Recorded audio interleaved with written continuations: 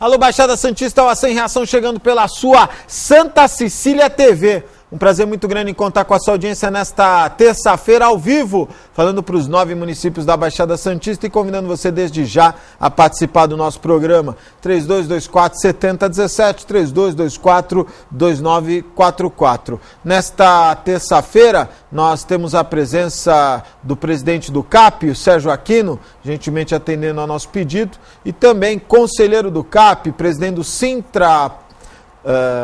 Outro dia eu falei Sindaporte aqui, quase apanhei, agora acertei. Sintraporte, o Robson Apolinário, gentilmente atendendo ao nosso pedido. Aquino, aconteceu o segundo congresso de conselheiros do CAP. Eu gostaria que você nos trouxesse as novidades. Inclusive tem gente dizendo que o CAP poderia substituir a CODESP. Boa tarde, obrigado por vir ao programa. Boa tarde, Augusto. É sempre um prazer falar com você, com o companheiro Robson Apolinário, presidente do Sintraporte, o Sindaporte, nosso amigo Cirino, né? Então hoje estamos variando, ao invés do Sindaporte aqui, temos o Sintraporte aqui. Mas é muito bom a gente voltar a falar de Porto e de tudo que tem em relação com a nossa cidade. E, olha, a proposta que foi feita lá, e não foi nem por nós, foi de que a ANTAC, como agência reguladora, ela poderia economizar na estrutura dela, a nível nacional, utilizando os reguladores locais, que pela Lei 8.630, o órgão regulador local é o CAP. Então, isso foi uma proposta feita, inclusive, por um palestrante, não foi nem por um conselheiro do CAP. Mas o congresso lá foi muito bom, nós tivemos gente praticamente de todos os estados e depois a gente pode aí conversar um pouquinho aí com o Robson, foi muito positivo lá aquele evento. O que você acha dessa ideia, Robson? Boa tarde e obrigado por vir ao programa. O CAP tem uma força maior até de gerência do porto organizado. É porque no CAP, boa tarde, Augusto, boa tarde, secretário, né, nosso presidente do CAP também, corroborar as palavras do Sérgio Aquino, dizer que o encontro foi um sucesso.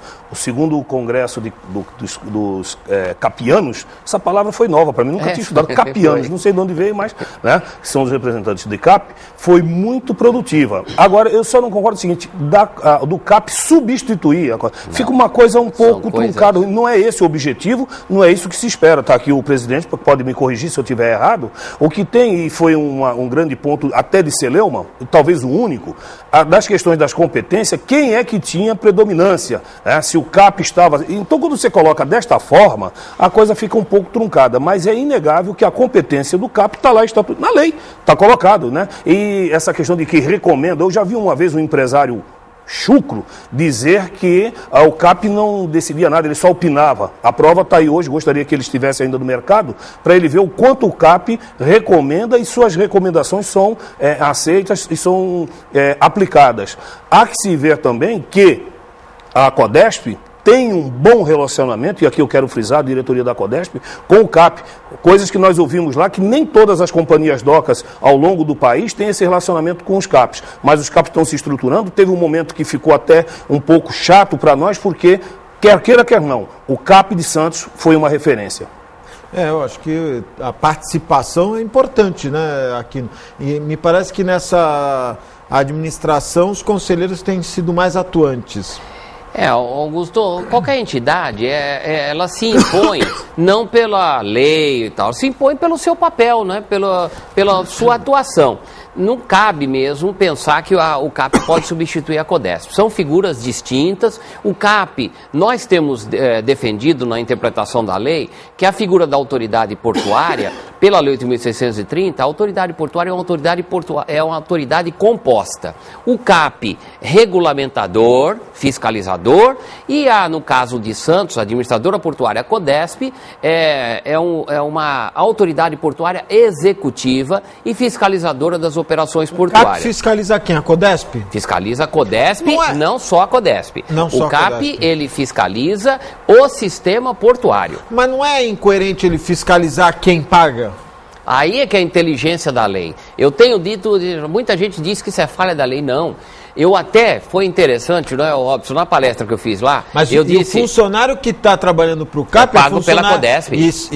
Tem uma ligação com a Codesp. Pago pela Codesp, exatamente, porque a lei... Isso, não é? Porque a lei determina. Inclusive, pra você ter uma ideia, o CAP de Santos já há muito tempo deliberou por ter, por exemplo, um assessor de imprensa próprio, exclusivo. Na época, isso foi em 2001, se eu não me engano. Tem assessor de imprensa? Então, assessor de imprensa exclusivo do CAP. Nunca recebi nada. Não, senhor, então está havendo uma falha da assessoria de imprensa. Por favor, vamos verificar. Cobrar. Porque ele distribui as matérias. Vou verificar o que está acontecendo. Nunca recebi nada. Do CAP. É a convocação das reuniões. Nunca. Você não recebe a distribuição nem convocação, da pauta? nem pauta. Tá, nunca recebi. Então nós vamos verificar porque isso é feito. Para mim era uma novidade. Tá? Inclusive nós temos jornalistas que ficam tem aguardando. Muitos jornalistas que não reconhecem o nosso programa porque, como eu sou radialista, há um conflito de profissões. Na verdade, tem jornalista que acha que eu não posso fazer televisão, como eu acho que tem jornalista que não tem capacidade para fazer televisão. Essa é a diferença. E como radialista, às vezes eu sou excluído das listas de... Agora, é uma pena porque o CAP é um órgão público, deveria pelo menos mandar a pauta. Não, é usual a assessoria de imprensa mandar a pauta para todos os órgãos de imprensa. Foi bom até acontecer isso, porque eu vou verificar porque você não está recebendo. Agora, quem paga o assessor de imprensa? A Codesp. A Codesp. E isso não é favor nenhum. Aliás, deixa eu dizer o seguinte, quem paga o assessor de imprensa é o usuário que paga a tarifa portuária. O dinheiro que a Codesp administra não é da Codesp. O único dinheiro que a Codesp poderia até dizer que é dela, porque ela está em nome da União, são os valores de arrendamentos. Os valores tarifários são valores resultantes de custeio do orçamento do porto e quem paga é o usuário do porto e que é quem está lá aprovando o orçamento. Então, para encerrar isso, foi interessante, na palestra que eu fiz lá, eu até abri essa questão da autoridade portuária e dizendo, eu fiquei um bom tempo procurando uma figura que simbolizasse o que é, na minha visão, a autoridade portuária na legislação brasileira, porque ela é composta. E aí eu peguei aquele símbolo do yin yang lá das forças, não sei se é chinês, coreana, né? E peguei e botei assim, e colocando, olha, essa que está aqui com a parte maior aqui em cima é o CAP, esta aqui é a administradora portuária. Só que se você tirar essa daqui, essa não se mantém em pé. Então, esta aqui, ela tem sim, hierarquicamente, uma palavra final em alguns temas, e isso é lei, eu já vou te dar alguns exemplos. Então, quem manda é o CAP? Quem manda é o CAP, não tenho dúvida. Deixa eu dar alguns exemplos para você. Se alguma empresa entrar com um pedido de arrendamento no porto e a Codesp disser não, a lei diz que se recorre ao CAP, e o CAP é que define. E se o CAP mantiver o não, pode recorrer ao Ministério competente lá em Brasília, ok? Além disso, a lei diz assim, nas atribuições da administradora portuária, depois de dizer um monte de atribuições, por exemplo, da Codesp, o último inciso diz assim, desincumbir-se das atribuições que lhes forem comedidas pelo CAP, ou seja, fazer aquilo que o CAP determina. Tá na lei, eu não tô... Robson, isso aí dá pano pra manga, hein? Não, acho que eu não sei, vocês disseram, não é bem isso. Não. Isso, o CAP peraí, só um detalhe. Só um detalhe para encerrar. O CAP, ele delibera em palavra final, porém, o CAP não tem competência de administrar o porto. Ele é um órgão regulador, ele é um órgão fiscalizador. A Codesp, no caso, é o órgão executivo. Então nós não podemos misturar as coisas, cada um tem suas atribuições. Agora, a palavra final... Quem manda é o CAP, você falou sempre. Sim, a palavra final é do CAP. Augusto, me desculpe. É pano pra manga, me desculpe, você está sendo capcioso. Porque não. Essa questão de quem manda fica ruim. É uma questão que coloca em choque questões de competência, de autoridade e tudo mais. Como já o ouvi dizer, alguns representantes de instituições que frequentam o CAP dizer que não recebem ordem e tal. Então, não é isso que se busca. E o CAP, ele tem como função principal da lei harmonizar. Essa palavra está lá no começo. É isso aí. Harmonizar as relações, é isso que se busca. E uma das coisas, o Aquino deu um exemplo, eu vou dar outro, que eu participei efetivamente dessa discussão, quando uma operadora portuária foi multada pela Codesp, depois de reincidentes, avisos e tudo mais, mas ela foi recorrer a quem? Ao CAP, que modificou a forma como estava sendo aplicada a multa, condicionando a que ela promovesse, entendeu, as mudanças necessárias para aí poder se livrar da multa. E isso foi o que aconteceu. Agora, só permite, nós não estamos aqui dizendo esse negócio, quem manda mais ou manda menos. Não. Hierarquicamente, lógico, a palavra, alguém tem que ter a última palavra. Agora, o relacionamento do CAP e da administradora portuária tem que ser de harmonização. Nós não, aqui em Santos, a gente não vive esse ambiente de eu mando, você manda. Não existe isso. É harmonia. Tá? Harmonia. Harmonia, isso é... Agora, só você falou do capiano, o texto, essa palavra foi criada pelo Anselmo, presidente do CAP de Itajaí, que é quem organizou esse congresso, e ele criou, né, e mandava isso para todos os capianos. O Yang tem isso, harmonia, né? Harmonia. Ô Robson, nós temos agora em outubro eleições no Sintraporte, não é?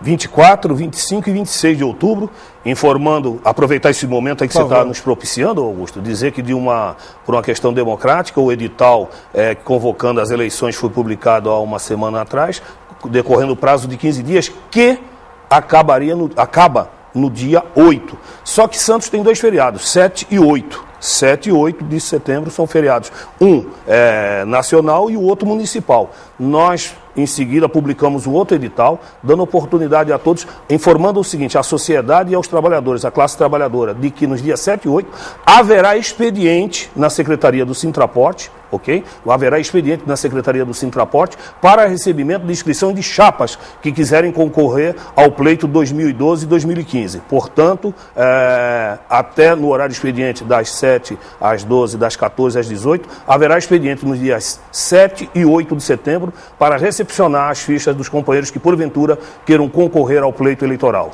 Então vai... isso é interessante, hein? Democrático, hein? Tem que ser, não pode ser diferente. A categoria cresce a partir da sua organização, do seu debate, da sua disputa, entendeu? A categoria tem o poder de renascer a cada nova eleição e quem está em cargo de direção ser testado pelos companheiros. De repente eu me acho muito bom. Será que é isso que a categoria pensa? A oportunidade agora está aberta a todos os companheiros. Já tem alguma chapa inscrita, Robson? A chapa... então vou fazer o merchandising. Havia uma disputa muito grande, uma coisa nova que nós tínhamos dificuldade de lidar, que era o racha interno. Então quero aqui aproveitar e dizer o seguinte, no Sintraporte a diretoria vem ela vem unida para uma nova eleição, não há racha interno. Okay? Olha só. Estamos aí abertos, sabemos de que tem chapa de oposição se organizando para disputar o pleito, e isto é bom, isto é ótimo, é um bom sinal de que a categoria está viva, entendeu? E vamos à luta, vamos aí fazer essa disputa, com certeza nos dias 24, 25 e 27 e 26 de outubro teremos eleição. E tá tendo muitas eleições aí, hein? Construção Civil, Urbanitários que encerra hoje o período deles, entendeu? Sintraporte, Estiva, eu tava todos falando, nós estaremos em eleições. Já que você falou da Estiva, 2 coisas. Eu encontrei ontem o Marquito, diz que o problema que o Urbanitário está enfrentando é o quórum. Como é uma chapa única, ele estava com dificuldade no quórum. Espero que ele resolva. Mas os companheiros têm que comparecer, têm que ir à urna, têm que colocar, até para ser medido isso daí, entendeu? É muito importante que haja a presença, haja o comparecimento. E eu quero dar aqui uma notícia em primeira mão. Nós vamos promover neste programa um amplo debate das eleições da Estiva.